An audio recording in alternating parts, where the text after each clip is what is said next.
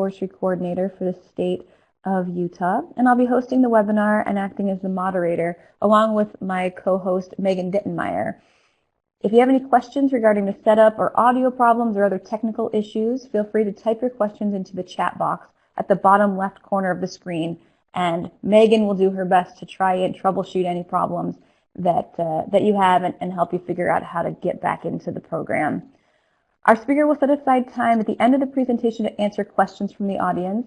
But if you have questions during the talk, we have a pretty small turnout here today, so there's a lot of opportunity for personalizing this presentation. So please type your questions as Nate goes along in his presentation, and he will do everything he can to answer those questions as we move through the talk. So please don't hesitate to ask those questions throughout the presentation, and then again at the end we can have some dialogue there as well.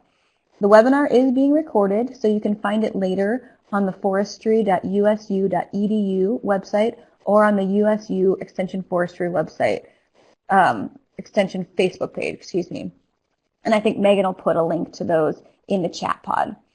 For ISA CEUs, they are available for participants who stay engaged through the presentation. To receive the CEUs, type your full name and ISA certification number in a private chat with me, Meredith Perkins. So in order to do a private chat, you can move your mouse or move your cursor over my name, Meredith Perkins, and hover there, and it'll put out a little selection box and pick private chat. There you can type information just directly to me, and it won't clutter the rest of the chat pod for everyone else.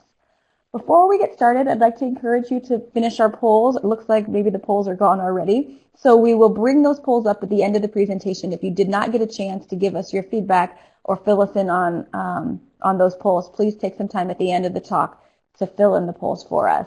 All right, with that, we'll get started. I'd like to introduce our speaker, Nate Barrons. Nate Barrons began working in forestry while an undergrad at the University of Oregon, planted trees, applied herbicide, conducted prescribed burns, and responded to wildfires. Following graduation, he worked for 5 years with the U.S. Forest Service and on a variety of fire resource operations. He was a sawyer, a lead firefighter, and a squad boss. In 2010, he took an opportunity to run a fuels hand crew with the state of Utah based out of the Lone Peak Conservation Center in Draper. At Lone Peak, he spent nearly 5 seasons with the Dromedary Fuels crew and established that crew as a Type 2 hand crew, conducting a variety of forestry and suppression projects.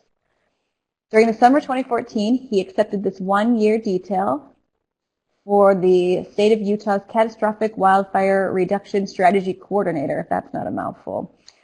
He is now responsible for facilitating and coordinating the implementation of Governor Herbert's Catastrophic Wildfire Reduction Strategy.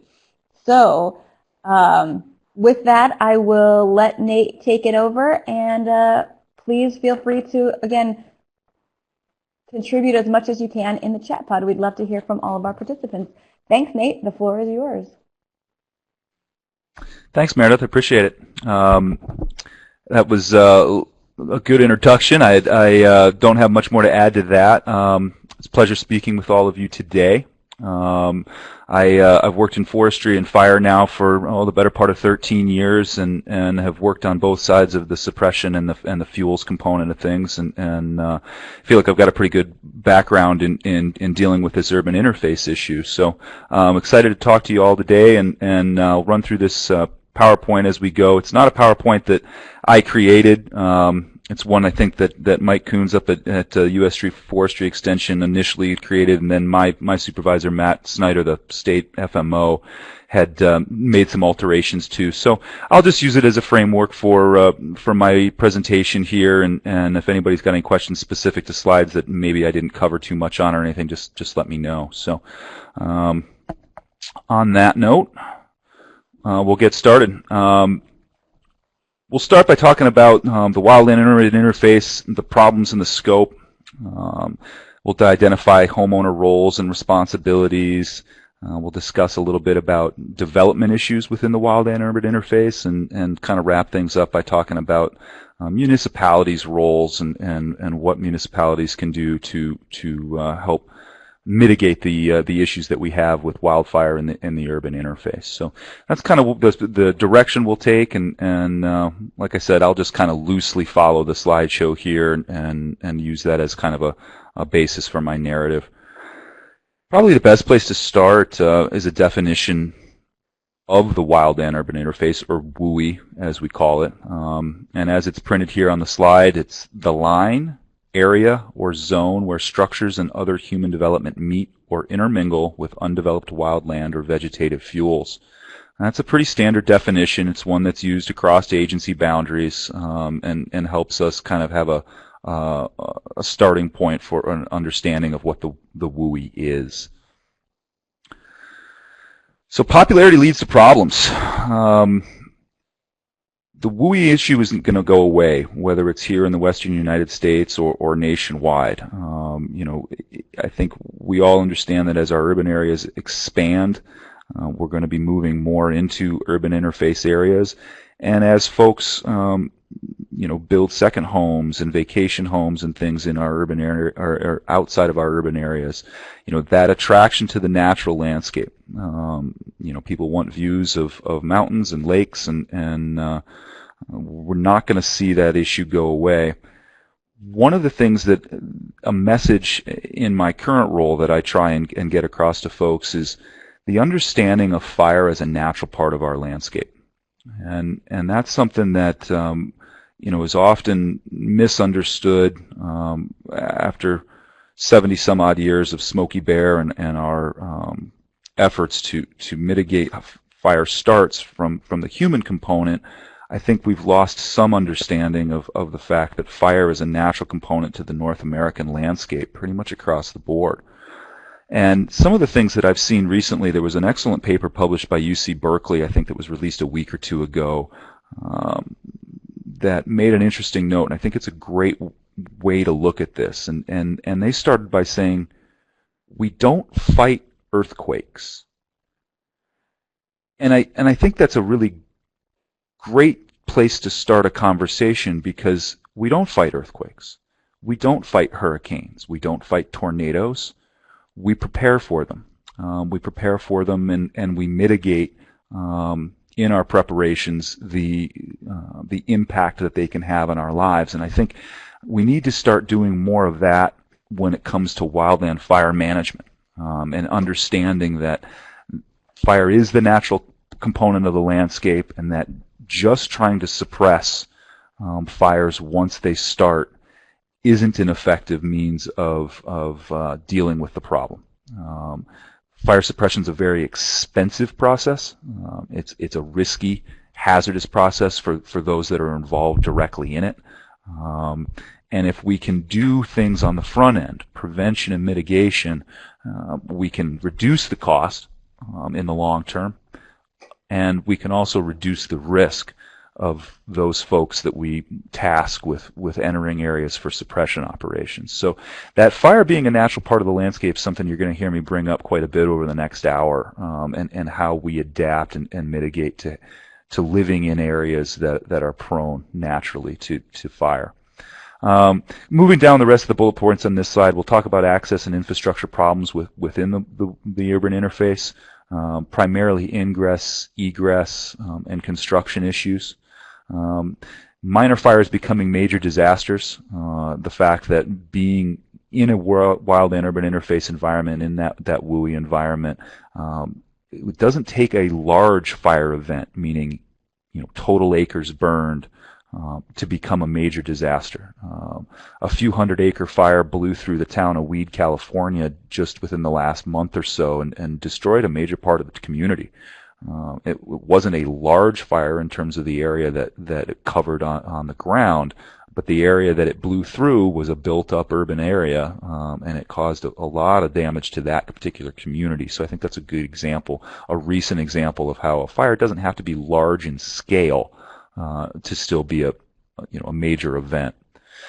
And then finally, fire costs 8 to 10 times more to fight fires in the wild and urban interface, and that's in comparison to wildland fires that may be outside of the urban interface, and that's due to some of the obvious components of it. Takes more equipment, it takes more personnel to interface in a wildland urban environment than it does to fight a fire, say in the West Desert of Utah or the Arizona Strip in northern Arizona, or someplace where there isn't as much built urban infrastructure. So we'll talk a little bit more about costs and how preparation and mitigation can really save us quite a bit on the suppression side of things once an incident does start a little bit later.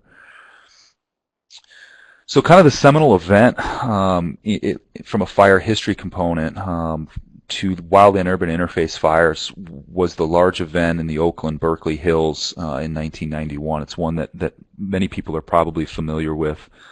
It was before I started in fire suppression, but it's an event that I still remember pretty clearly through the major media coverage and whatnot. And the slide that we've got up right now shows what development looked like in the Oakland-Berkeley Hills and as the 1980s ended.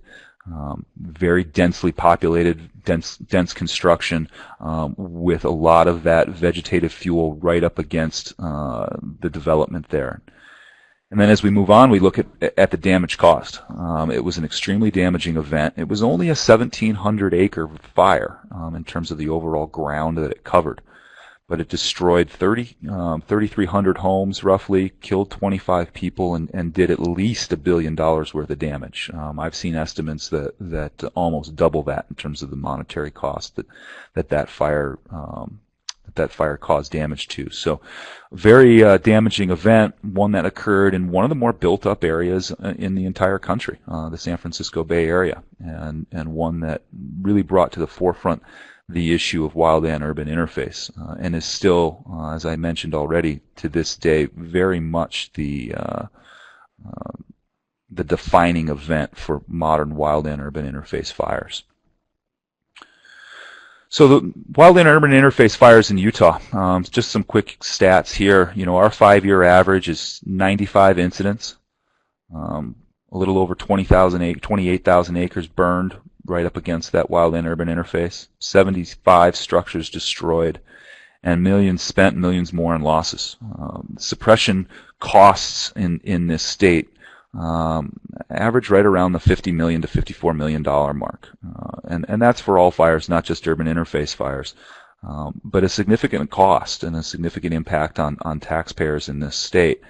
So being able to reduce the cost of that overall is something that, as the catastrophic wildfire coordinator, that's one of my tasks. Governor Herbert's directive to us as land managers was to come up with policies, programs, procedures that would reduce the cost of catastrophic wildfire going forward. And that wildland urban interface component is certainly a high cost when it comes to suppression. So Utah has a variety of areas that are kind of designated as at-risk areas for wildland urban interface. You know, obviously the Wasatch Front being where the majority of our population resides in this state. The Wasatch Back, Southwest Utah, and the Moab Face. We have 642 communities at risk defined here in the state of Utah, and we call those CARs. C-A-R is the acronym we use. Communities at risk, and there are 642 of those defined here in the state. And they're not limited to the areas that are bullet pointed here in the Wasatch Front, the Back, the Southwest Utah, and Moab Face. Those are just the highest concentrations. We have wildland urban interface issues every corner of this state, border to border, large and small. It doesn't require a community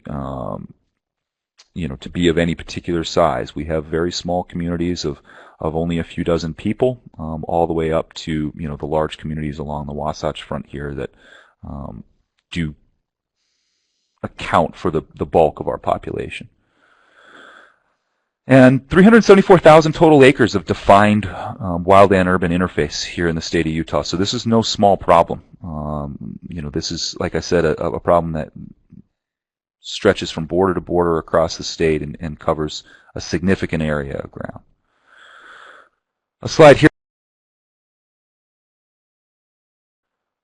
to show kind of a standard Wasatch Front fire. These are fires that occur primarily along the benches.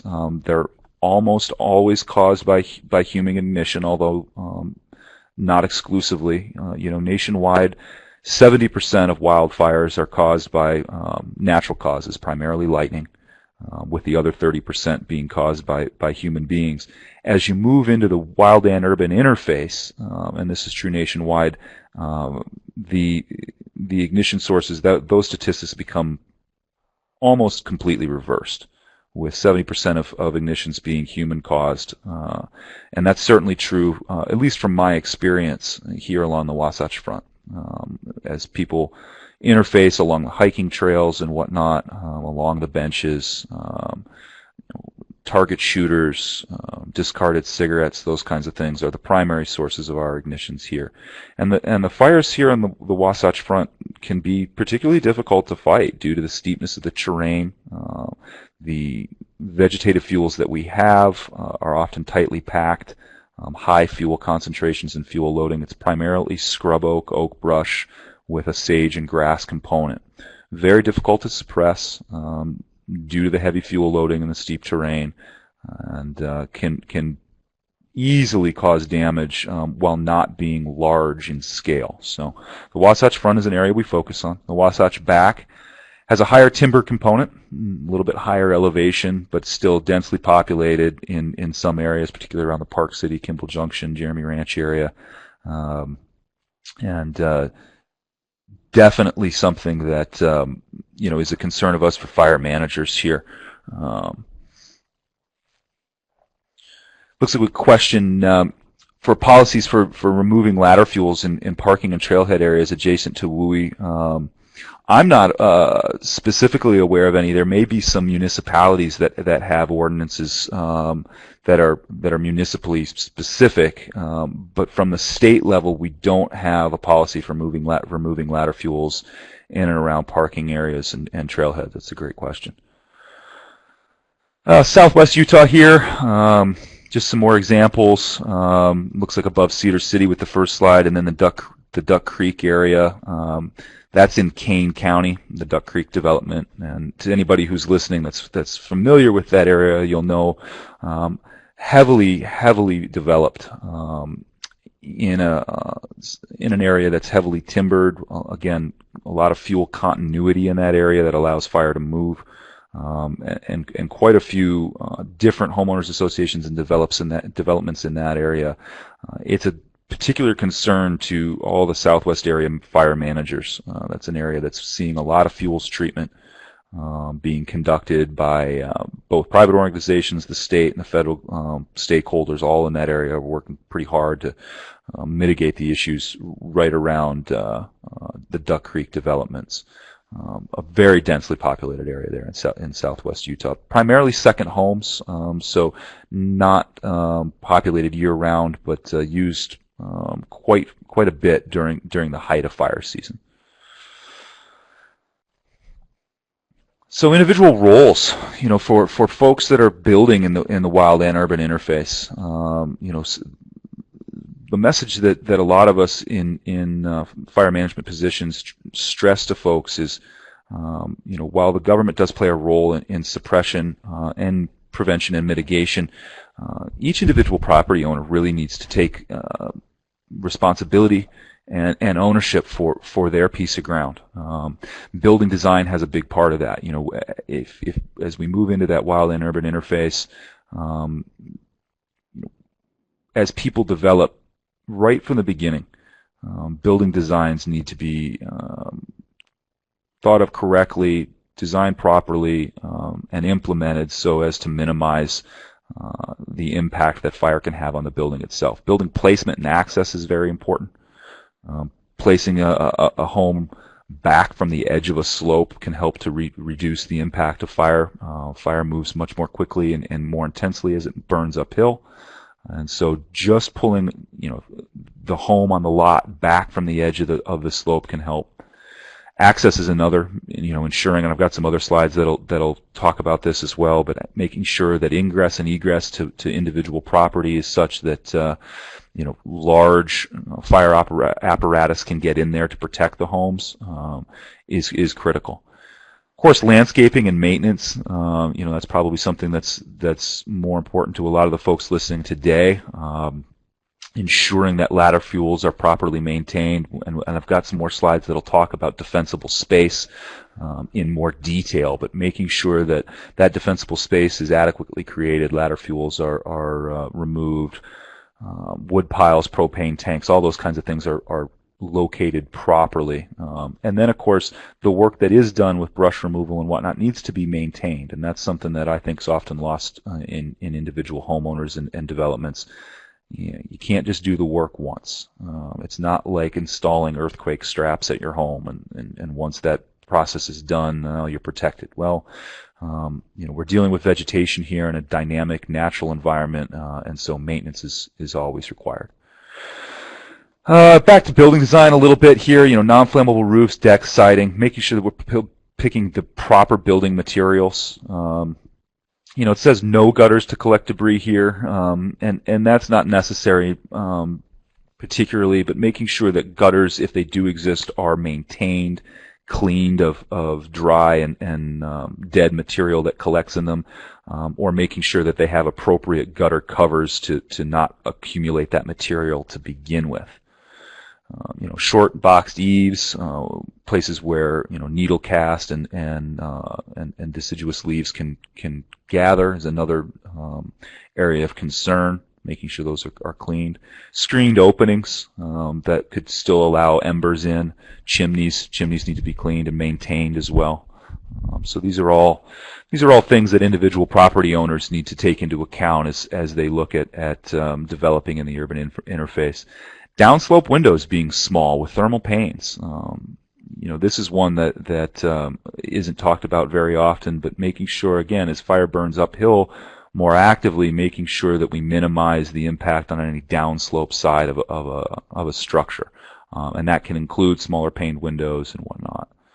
Sprinkler systems in and out. Of course, there's an added cost associated with this, and infrastructure is required. But having sprinkler systems, and there's a variety of commercial sprinkler systems that are available to homeowners that are specific for mitigating wildfire hazard. But any kind of sprinkler system, I've seen people construct their own, proprietary systems that can work quite well. Again, building placement and access, looking at that slope, as I talked about earlier. Driveway design, I mentioned that already. Making sure that things are designed so that equipment can come in and out. Not just having to back in or back out, but a pull-through driveway always being the best for large fire equipment. And making sure that the department has access to all corners of the property if so needed. This slide kind of shows us, why fire burning uphill and through hills and canyons can increase fire behavior. From a tactical standpoint, from a firefighter standpoint, chimneys, slopes, canyons, anything that can funnel hot air that will pre-treat, preheat fuels, dry fuels out as the fire front approaches, and then of course saddles and things that funnel air up and over tops of ridges can really affect fire behavior quite significantly. And so, from a standpoint of development, as we look at development, we need to take these kinds of topographic features into account and make sure that development is being done in such a way that we're not placing people in an inherent risk by constructing homes in chimneys, adjacent to chimneys, canyons, saddles, and those kinds of things. And that's just what this is just showing us here. Homes and steep slopes on oak. This is just a great little diagram of fire burning uphill, what we can do to reduce. We've got a stucco house here, a roof that's slightly pitched so that it doesn't accumulate too much material on it. They've got a wall built here on the downslope side of the structure to help deflect radiant heat, which is very smart. Fuels have been reduced. Some plants have been left for stability because, of course, erosion on a steep slope is certainly still a concern. And so, when we talk about building defensible space, it doesn't need to be done by clear cutting, and that's something as I've ran crews and implemented fuels projects throughout the western United States, and particularly here in Utah. Folks are often concerned that Defensible space means we're going to do a giant clear cut around the whole home and eliminate all the property down to mineral soil, and that's just not the case.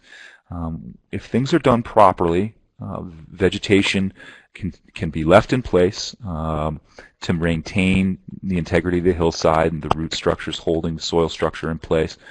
But limbing trees up, lifting that ladder fuel to at least a height of 5 or 6 feet, reducing canopy next to the house completely is a big component of it, and just ensuring that the continuity of fuels is broken enough that fire can't efficiently transmit itself from vegetation to vegetation. And so there's a lot of examples of that out there, but we generally clump vegetation together, create islands, bring the ladder fuels up, break the canopy up, and still allow for what we call a shaded fuel break, leaving some canopy in place, but the canopy structure that's left in place isn't contiguous.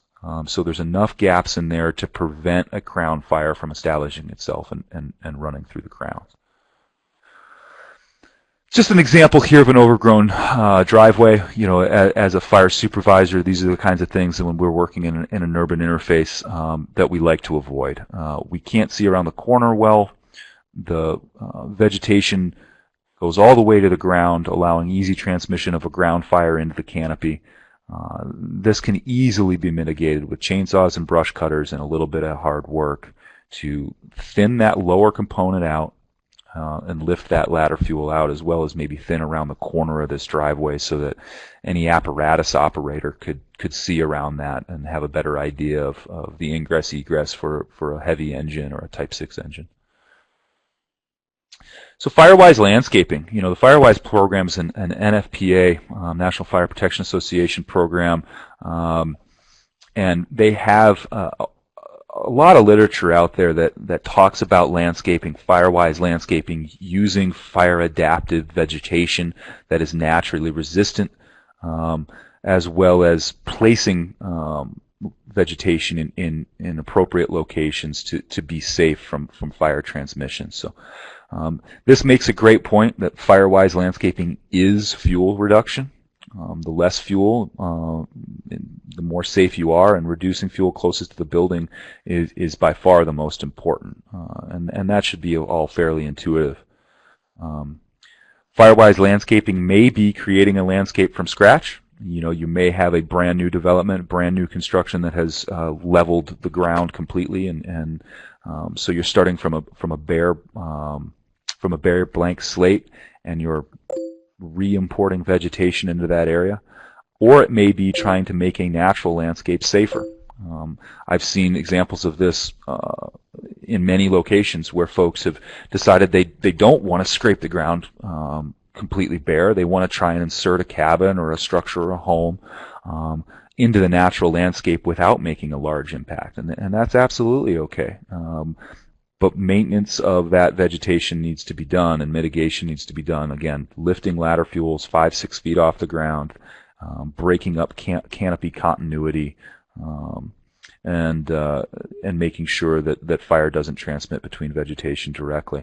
And then, of course, building from scratch. That's often the opportunity that folks have to bring in those fire-adapted plants, whether they be succulents of various kinds, whether they be indigenous to an area or not, making sure that adaptive plants, and Firewise NFPA's got a great website out there that's available that has a full list of fire-adapted plants and different zones of where different plants will thrive and establish themselves. And so that's a great resource for folks to use as they look at creating a Firewise landscape in the wildland urban interface.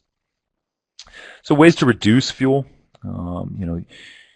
using Firewise resistant plants, as I mentioned, maintenance, pruning, thinning, mowing, disposal.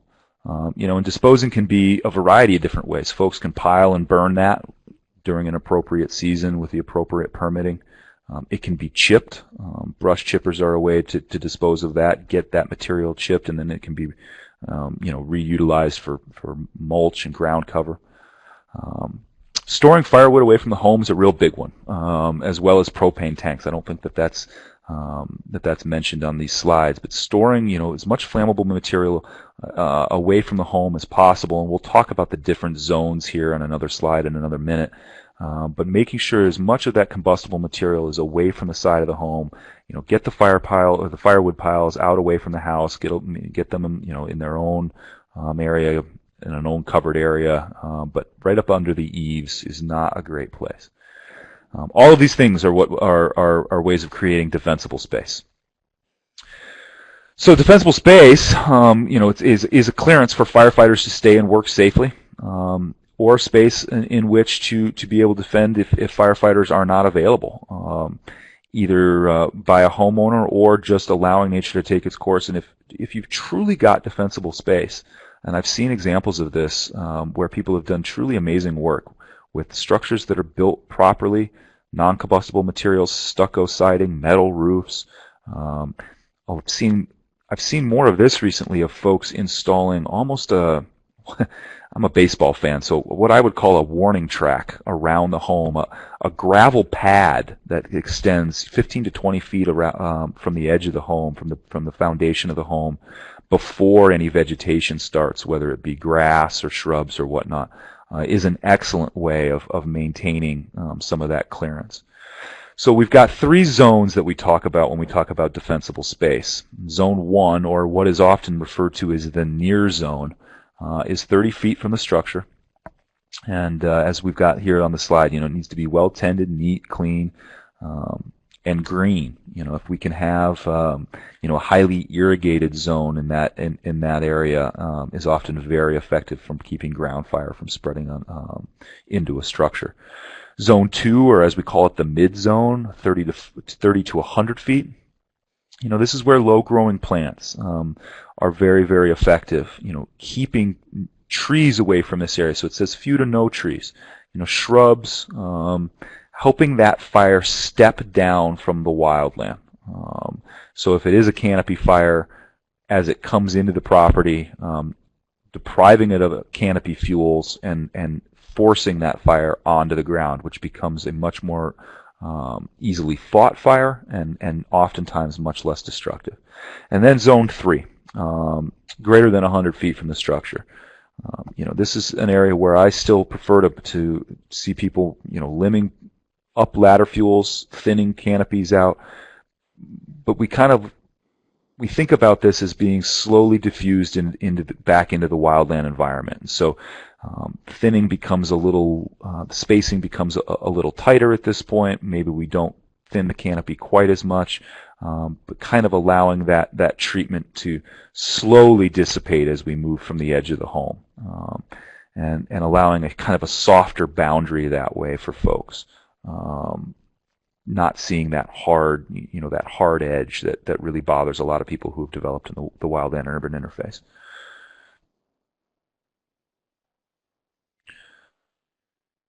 So again, just a little bit more on defensible space here. As little as 60 to 100 feet of clearance can save a home, even with an intense ground fire. And that's true. I certainly would like to see more of that, if I'm a fire resource coming in. But I think the point here is that doing something can still buy you a lot more than having done nothing. And so having at least some work done and having some thought put into that 60 to 100 foot circle around the edge of a property can really buy a homeowner quite a bit. Obviously, more clearance is better, and often will need to be coordinated with neighbors. And this is something as a land manager we run into quite a bit. The state of Utah, outside of Sitla lands and some state parks and whatnot, isn't in control of a lot of property the way that the U.S. Forest Service, the way that the Bureau of Land Management, or even the National Park Service is. The work that we do from the state's perspective, from the Division of Forestry, Fire, and State Lands, is often done on private property. And so getting all of the community to be involved is really important. And I've got a slide or two that'll highlight this here in a minute.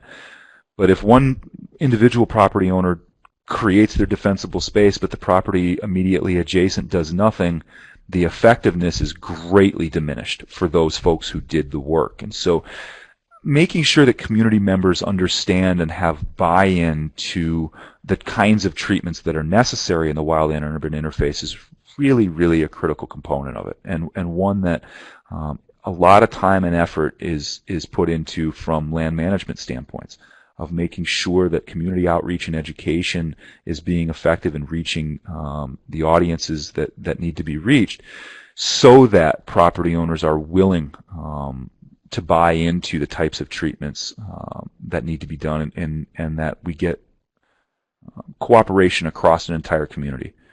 Because without it, the effectiveness of individual treatments is greatly, greatly diminished. And so making sure that all neighbors are on board is really important. So this is just Hey, Nate, I had a quick question. Sure, go ahead. Sorry. Yeah, just about the defensible space. I know I've worked with some foresters and arborists who have been trying to tell that story. Do you have some success stories associated with some of that defensible space that they could point to kind of convince future projects along the way? Yeah, and there's a great, this is where the National Cohesive Strategy component of my very long title comes in really nicely.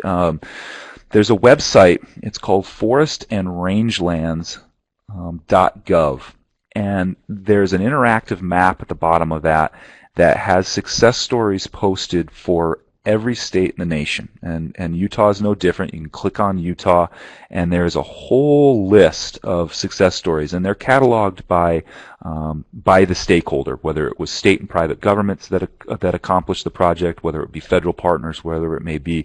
So there's a full list there that has some really excellent examples, and we can look across the nation. It doesn't have to just be here in Utah, but that's a great resource. forestandrangelands.gov. Has some really great material on that, and then Firewise. If you go to Firewise, and I don't have the email right off the top of my head, but if you Google Firewise, their website comes right up, and they've got some great material as well.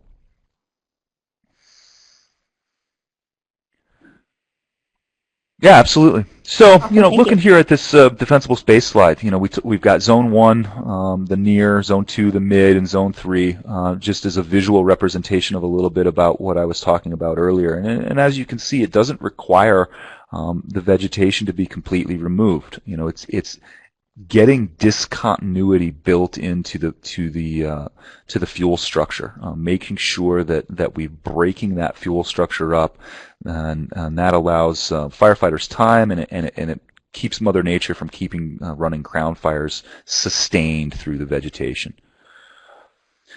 I think this is a really excellent slide that highlights the point that I made just a minute ago, contrasting landscapes and neighbors mattering.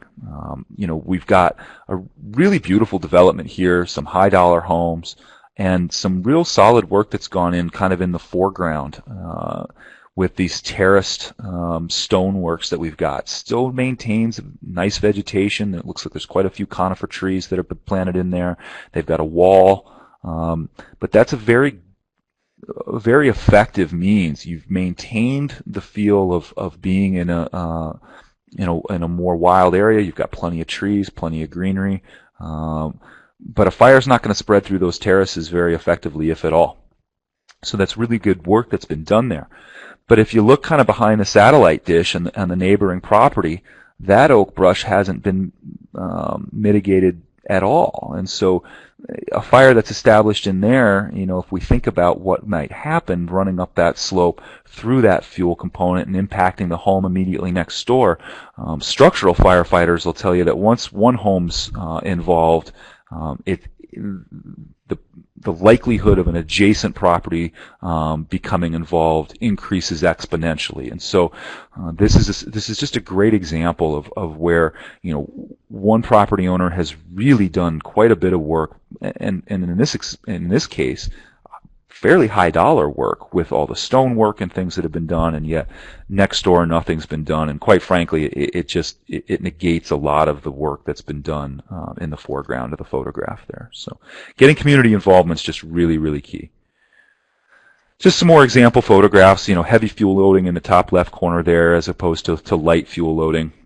This moderate fuel loading in the bottom Not a big fan of that photograph, but these two top ones really show an example of what heavy fuel loading right up against a structure looks like, as opposed to low fuel loading, an area that has been really cleaned quite effectively around the structure in the top right corner.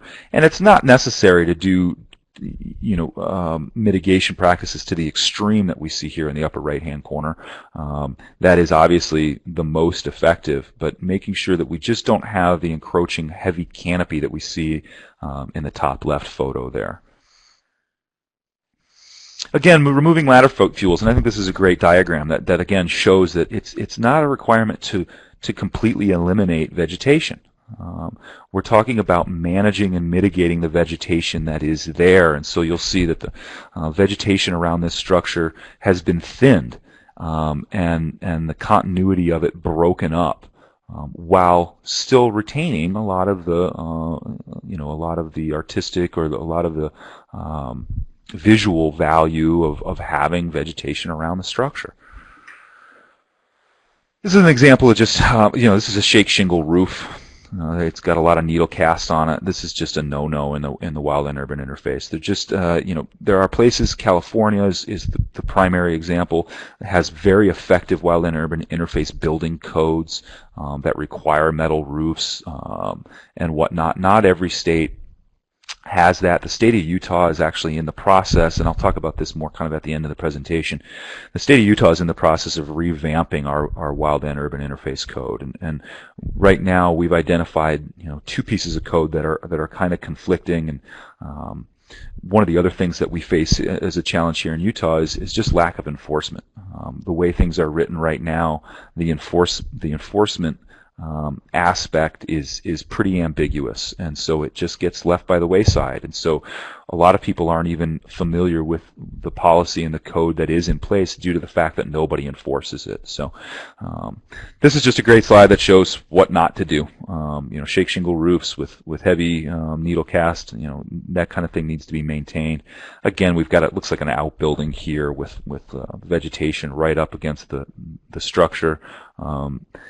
This is all fairly easily maintained stuff. A little bit of elbow grease and sweat with the proper tools can mitigate this type of problem fairly easily. And then the thing to remember, as I mentioned before, is maintaining.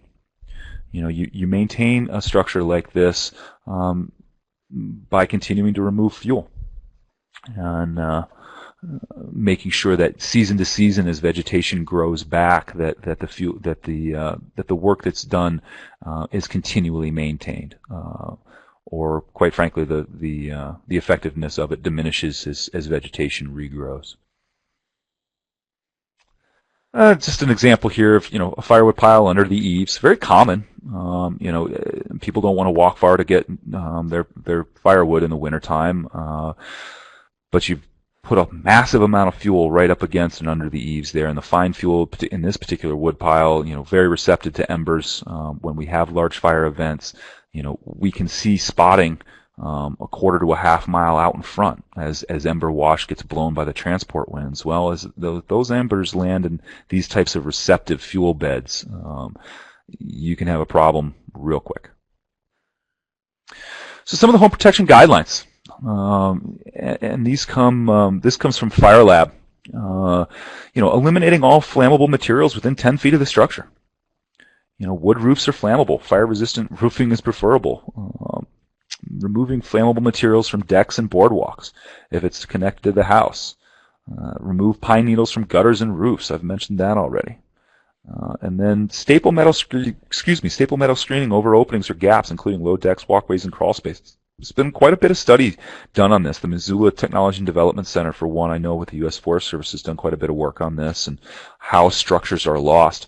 Structures are not lost statistically in wildfire events when the flaming front itself comes through. They are lost due to the ember wash that I mentioned before. That's often quite a ways out in front of the main fire front.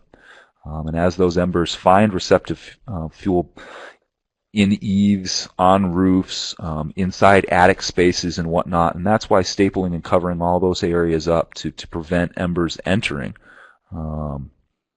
is really key. And I see a question here: how much heat in degrees does the fire project from, say, 100 feet? Boy, I don't have a direct answer, quantitatively for you there. It's hot, and it depends very much on the type of fuel that's being consumed. 100 feet from a heavy timber stand that is 200 feet high, Douglas fir, if it's fully engulfed in a crown fire, the heat impingement there is going to be much, much greater than, say, 6-foot tall oak or 2-foot tall sagebrush. So there are kind of a lot of components in on that. But Missoula Technology and Development Center has some really cool research out there that talks about heat impingement, radiant heat projection, those kinds of things. You might be able to find some answers on some of their websites there. Continue to go down the list here. Sprinklers to irrigate around the house, especially within the first 60 feet, always a great thing. Not always possibilities, particularly here in Utah, where water resources are often very limited. But if irrigation is possible, that is an effective way. And then having sprinkler systems in place, not necessarily to irrigate vegetation for growth, but to irrigate structures. Like I mentioned earlier, there are a number of companies out there that do this, although homeowners can do it as well, constructing sprinkler systems that will protect.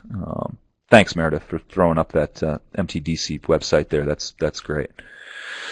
And then a reduce or eliminate surface fuels within 100 feet of the house. We talked about that. That's Defensible Space. Prune lower trim tree limbs, and they've got 8 feet. I use the 5 to 6 foot kind of as a minimum.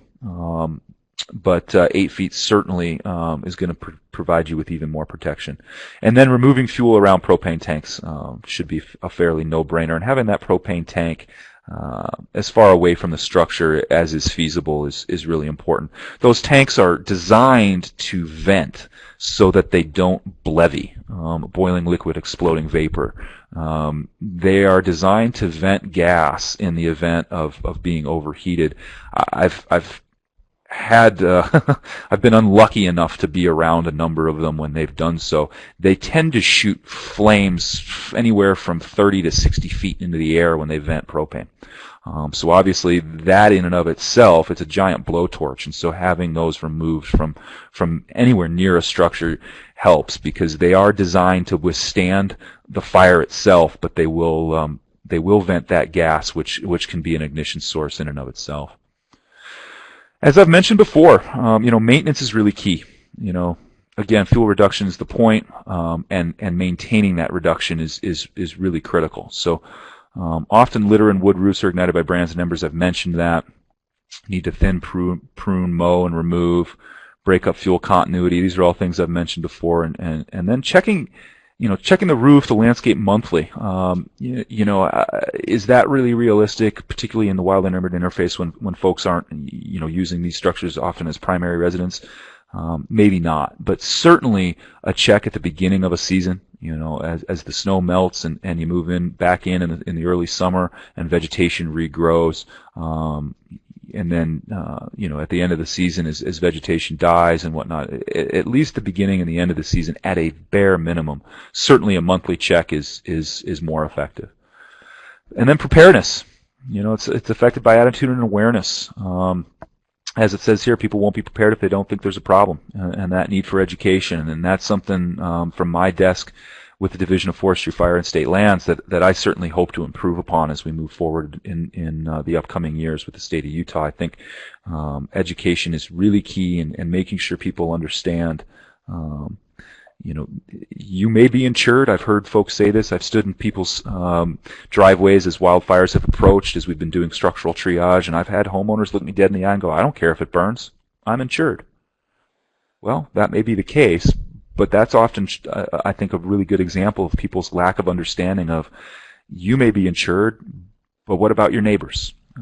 What about the rest of the community? And I think we need to do a better job of making sure people understand their impact on the community as a whole through their own decisions, and what they decide to do on their property can greatly impact those of those around them. So development with WUI Fire in mind, development, location, and layout, we've talked about that. Making sure there are fuel breaks. That's something as a division, as a state agency, as fire staff, we do quite a bit of that kind of work. Landscape level fuel breaks around homeowners' developments. 300-foot wide, shaded fuel breaks, those are the kinds of things that we have to get community buy-in. And one of my last slides will talk about CWPP's Community Wildfire Protection Programs. And that's one way to leverage dollars to get money to fund fuel breaks and those kinds of things. Making sure there's adequate water supplies, particularly in a state like Utah where we don't have a lot of natural riparian areas that are wet enough for engines to pump water and things out. A lot of the communities have installed water tanks and whatnot to allow firefighters a water access. Buried utilities should be more than 4 feet deep, but there are nodes and things that come up to houses, and making sure those are properly marked. Street, homes, and signs, allowing fire suppression resources, the ability to know where they are, and it's going to improve their effectiveness when they know the street numbers, when they can see street numbers and signs that allow them to navigate more effectively in areas that they're conducting suppression operations in. Covenants that help or hurt. It's not my slideshow, so I'm not quite sure where that goes. And education and awareness. I've mentioned that a number of times, and just making sure that folks understand that each individual property owner plays a role. Planning and zoning. So I mentioned this before. We in the state are working with our state legislators to get some bills introduced into the legislative session. Not sure if it's going to happen this year, but it certainly will next year, to redo some of this code and improve enforcement. Because right now, throughout the state of Utah, there's really very little enforcement when it comes to anything with teeth that would influence folks as they develop in the wildland-urban interface. Let's see. So infrastructure requirements, road widths, grades, curves, etc. Multiple ingress, egress, I've mentioned. Water supply, fire suppression resources. And then again, education, demonstration homes and landscapes, that's a great one. We've often done that when we've moved into project areas. We'll often do a quick demonstration plot of, 1 to 5 acres to allow people to see, hey, we're not here to cut everything down, but that we're here to work with what's naturally occurring and mitigate it so that it's more resilient. And then ordinances, as I mentioned, making sure those WUI codes are enforced, and that's, like I said, something that's soon to come here in Utah. We're really making strides, and in the next, certainly within the next 5 years, we're going to see a great improvement with the way WUI codes are enforced in this state. And then finally, encourage community involvement with CWPPs. A CWPP is a Community Wildfire Protection Plan. And it's a way to leverage a lot of dollars through state fire assistance grants, through the National Fire Plan, through Stevens grants. There's a number of things that are activated. Community Wildfire Protection Plan requires the community to come together. They have to hold at least one yearly fire education, Firewise type meeting. It often involves getting plans in place for mitigation, planning fuel breaks and the such, but it requires the entire community's requires the participation of the entire community, signatures from those involved, and like I said, it allows some leveraging of some dollars that are critical for implementation. So CWPPs are real key. So here's some sources of assistance and information. Obviously, the Utah Division of Forestry, Fire, and State Lands. That's the agency that both Meredith and I work for. The USU Extension is another great one. Firewise.org. A lot of the little slides that were embedded in this came from Firewise, and that, like I said, is an NFPA program. The Fire Lab is another great one. your local fire department. And this is really true. Even the VFD fire departments, the volunteer departments that are scattered around the rural parts of our state, they all have a wildland component to them, and oftentimes they have quite a bit of material that can help as well. And then, of course, the USDA, Forest Service, and BLM, two of our largest stakeholders when it comes to wildland fire, just due to the amount of acreage under both of their control. But a local ranger district or BLM station would have quite a bit available in terms of materials and suggestions. This Division of Forestry, Fire, and State Lands has a WUI coordinator in each of our 6 areas, as well as here at the state office. Jennifer Hansen's kind of our overall coordinator, but Alex, Ken, Brianna, Terry, John, or Glenn in any of those areas are more than happy. They conduct community outreach meetings when they're trying to get CWPPs for specific communities. They do education and outreach and that kind of stuff. That is certainly these are certainly resources that can be reached out to as well, because this is what we're trying to avoid. Wildland urban interface fires are expensive and require a lot of expensive equipment, including fixed-wing aircraft, and I'll tell you what, they're the most expensive resources that we have. So this is the type of thing that we're trying to avoid. The more education and outreach that we can do to the communities, the better. The more people understand their roles and responsibilities for mitigating practices within the urban interface, the less cost and impact it will be to all of us as taxpayers. So that pretty much wraps up what I had to present to you folks today. Saw a couple of comments come through on the chat box here, but if anybody's got any comments or questions that they'd like to have addressed right now, I suppose now's the time.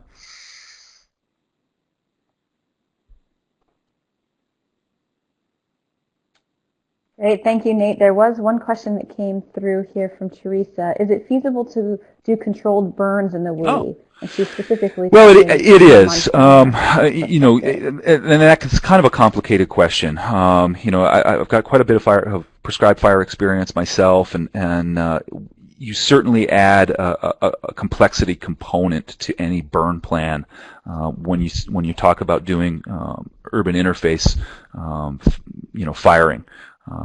And so we often kind of leave prescribed fire activities. We try and push those back from the urban edge a little bit. It really gets it really gets more complicated as you bring the urban interface closer to a prescribed fire operation. So we try and do those large landscape level things at a buffer, and there's no specific distance buffer or anything like that. But we try and keep a big buffer between urban interface areas due to the risk. And the other thing that's a large impact from prescribed fire operations is smoke. And so we have certain smoke regulations, we have clearing indexes that we have to achieve, and those are often more difficult to bring into prescription when we're close to an urban interface area. So it's not a yes or no answer, it's just much more difficult, and so oftentimes prescribed fire isn't brought as close to the urban interface because of those reasons.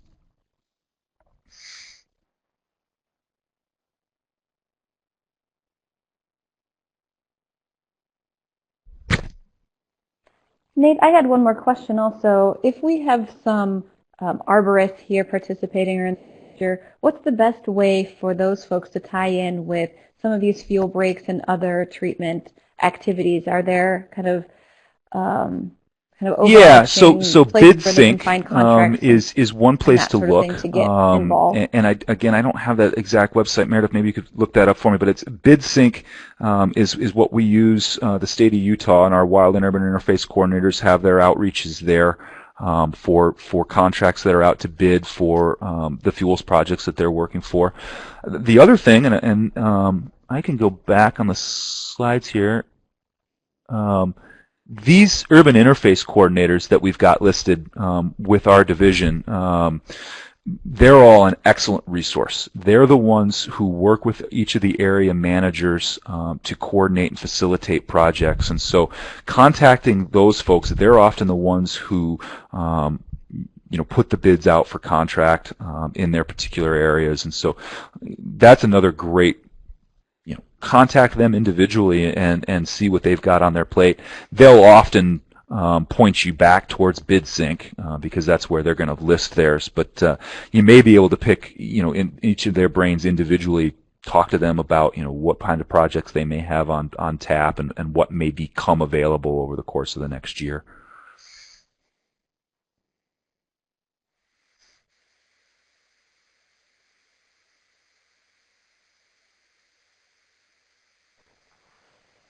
All right, great. Well, thank